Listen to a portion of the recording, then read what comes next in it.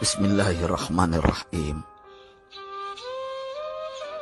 Pada suatu hari Rasulullah SAW ditemui oleh malaikat Jibril. Rasul pun bertanya, "Ada apa wahai Jibril?" Jibril menjawab, "Wahai Muhammad, sesungguhnya hari ini Allah Subhanahu wa Ta'ala sedang mengobarkan nyala api neraka, dan seluruh para malaikat amat ketakutan. Mereka tidak tahu harus bagaimana. Untung aku ingat," kata Jibril, "bahwa engkau Muhammad adalah sumber cinta dan sayang Allah Subhanahu wa Ta'ala kepada alam semesta. Dengan alasan itu aku kesini, bertabaruk mengambil berkah dengan cinta Allah kepada dirimu, ya Rasulullah, ya Muhammad." Rasulullah terdiam beberapa saat, kemudian bertanya lagi, "Wahai Jibril, ceritakan padaku bagaimana neraka itu sesungguhnya." Jibril menjawab, "Wahai Muhammad,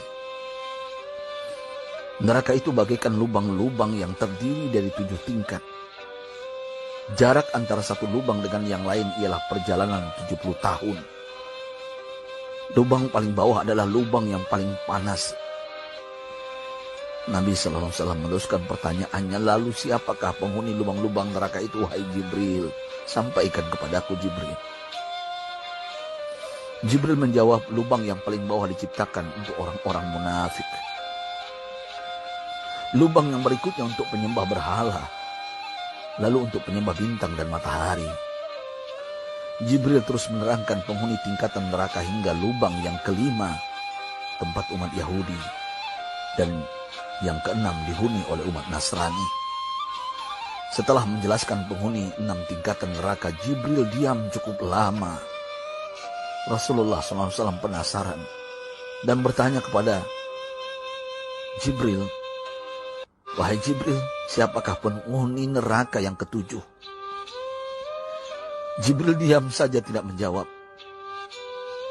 Rasulullah SAW mengulangi pertanyaannya, tapi Jibril tetap diam. Rasulullah tambah penasaran dan mendesak Jibril agar dijawab pertanyaannya. Akhirnya Jibril pun berkata, "Umatmu, wahai Muhammad, mereka itu para pelaku dosa besar di kalangan umatmu, yang dimana sampai mereka mati belum sempat bertaubat." Mendengar jawaban Jibril, Rasulullah langsung jatuh pingsan.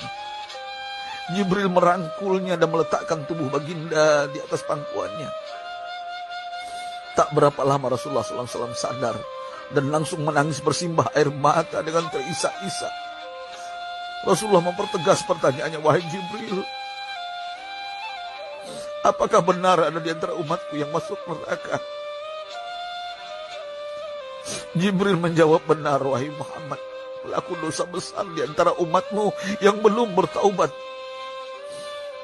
Setelah itu Rasulullah menghadap kiblat dan sujud kepada Allah dalam isak tangisnya.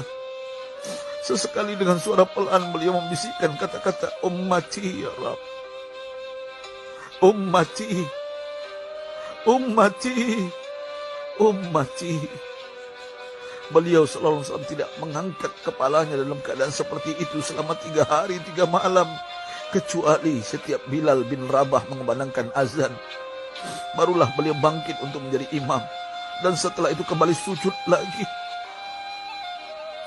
Pada hari ketiga Abu Bakar menyadari hal ini. Beliau mengetuk pintu Rasulullah dan mengucapkan salam 3 kali, namun tidak terdengar jawaban. Abu Bakar sedih dan berseru di hadapan pintu Nabi besar Muhammad SAW, "Apakah ada jalan untuk masuk ke rumahmu ya Rasulullah?" Tetap tidak ada jawaban. Di jalan Abu Bakar bertemu sahabat Umar. "Mengapa engkau menangis, wahai Abu Bakar?" kata Umar. Abu Bakar menceritakan keadaan Rasulullah SAW.